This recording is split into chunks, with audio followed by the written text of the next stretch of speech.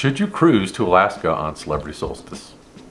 Hi guys, welcome back to the channel. I'm Sam, this is Roy, and we have recently went on a trip to Alaska on a cruise, and we sailed on the Celebrity Solstice, and we wanted to do our review of the ship and all the things about it and let you know how we felt. Okay, first thing we're going to talk about is the ship itself. The ship is older. It was built in 2008. It has not been refurbished. At first glance, it looked really good because it got all new drapes and linens and carpets in 2023. So at first glance, we were like, oh, this is good. We really like this ship. It looks new in here. Yeah. On for the review though. It's a little bit older, a little bit dated inside. They do keep good care of it, but it is a little bit dated. You can tell like in the rooms, if you saw our previous room tour, you can tell like there's no outlets next to the bed, like right. Modern ships, things like that. A little beat up, but again, they do take really good care of it. We were impressed with that. So yeah, overall, it's a really good ship. It's just it needs a refurb. It is dated, and it's scheduled to be refurbished in 2026. But I think they probably need to move that up a little bit. So if you're listening, Celebrity, yeah, move up that refurbished date for the solstice, please. That's right. Number 2 is food. Good. Overall, we thought the food on the ship was really good to excellent. Yep. One thing we didn't talk about when we did our last video, we said we paid $4,500 for the balcony cabin. That also included Aqua Class, which is a special bougie class that gets its own restaurant. So it's kind of like you have your own specialty restaurant for breakfast and dinner every day. So that made a huge difference. Yeah, that was a big difference. So the restaurant's called Blue. Again, it's really an elevated dining experience. They've had more specialty foods. They had more. Well, I really liked them. Not necessarily a vegetarian, but they had a lot of good vegetarian meals that I enjoyed. Yeah, I think that was probably our favorite place to eat. But we did try all the restaurants that we could get into.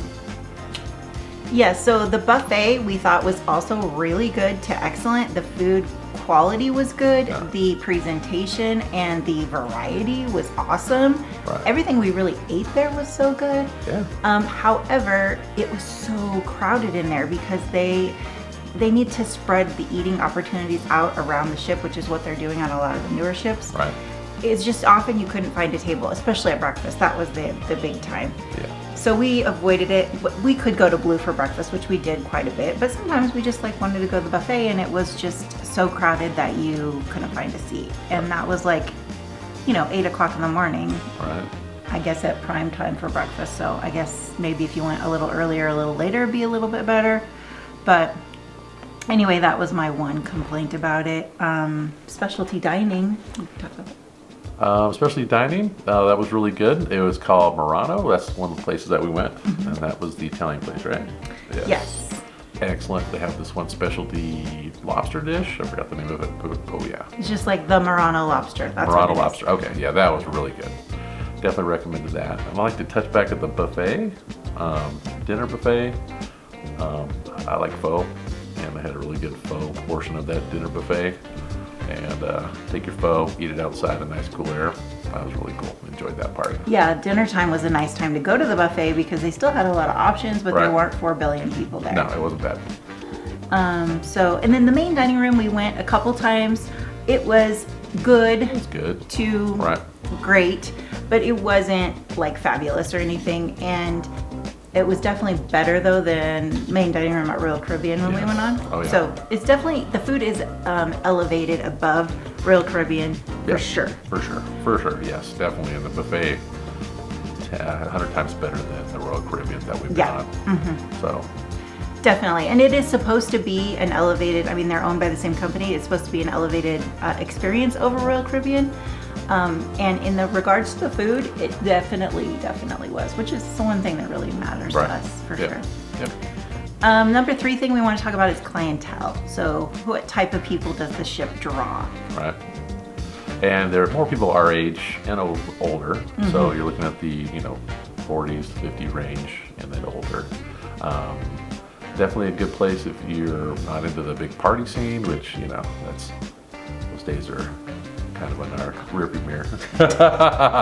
We still like to have fun, but not like it's better. It's just a older class of people, older bunch of people, and you're not going to see belly flopping contests or anything like that on this ship. It's just not going to happen. No. And people were having a good time. They were having a good time, but yeah. it wasn't like a wild, crazy party like some cruises do offer. Yeah. There wasn't any screaming in the hallway. No screaming in the hallway. There was nothing like that going on. And if you don't want to be around a bunch of kids, go on Celebrity. Yes. We saw, maybe we could count on one hand how many kids we saw. Yeah, I remember that we did that sushi making, and that one kid, and I asked him, "Are you bored?" And he's like, "I'm pretty bored."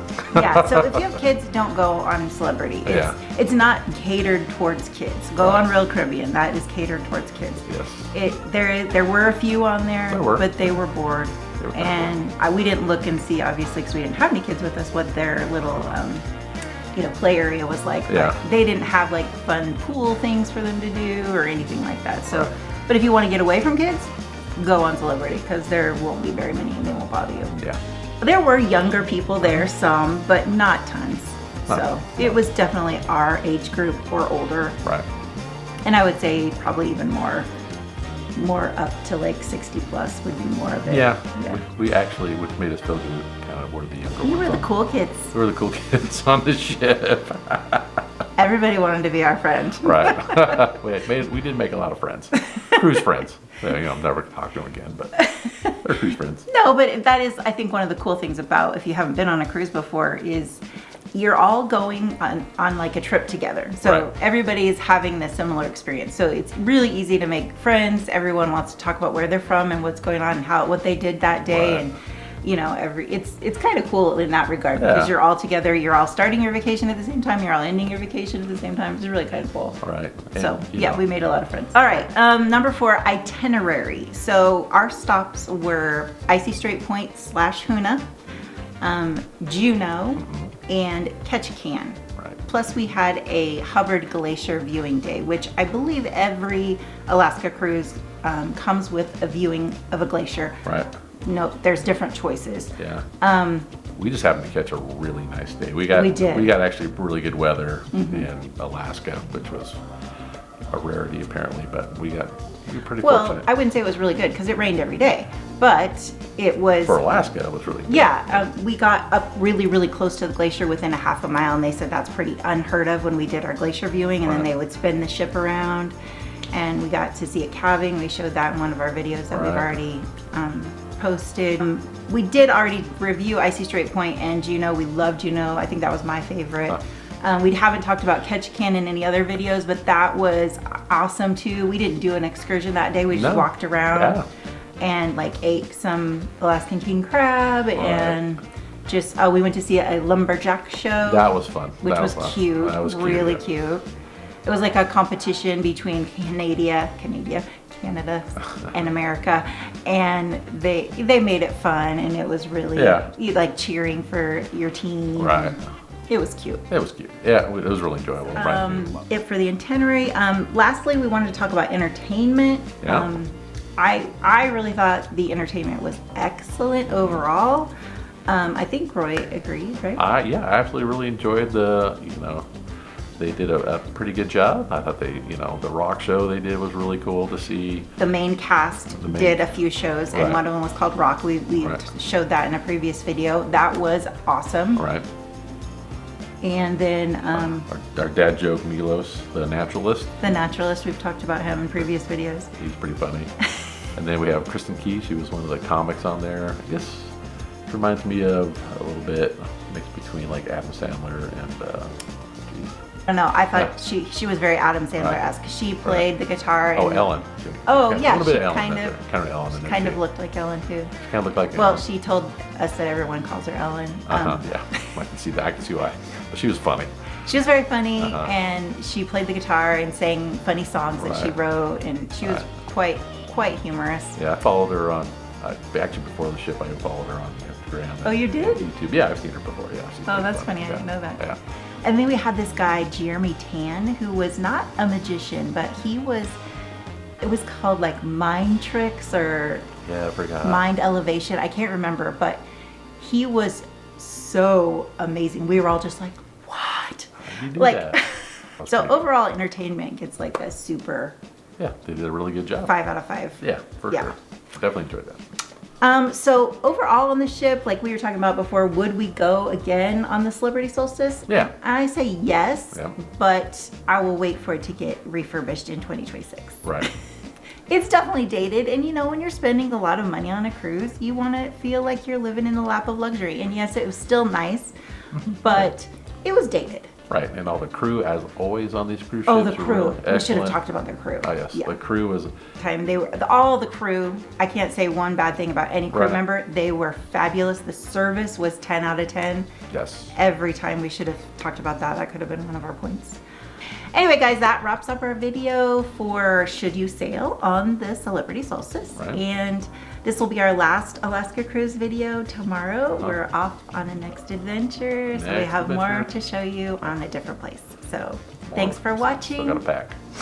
Thanks for watching. Thanks for watching. And And we'll see you in the next video. get out there and go see it. All right, for our next video. So we're going to talk about No. the ship. No? Should you sail on? All right. Take 2. Should you sail on an Alaskan cruise? Should Take 3. It's okay. If you get to edit, this is the bloopers. No, I was taking over from right there.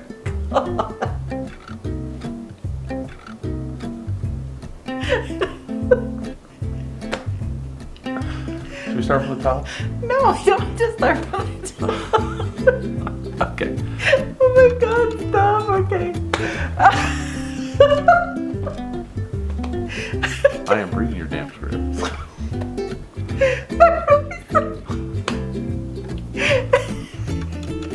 Oh my gosh. Okay. Why don't you do that part? Because I don't know what you want there. No, it's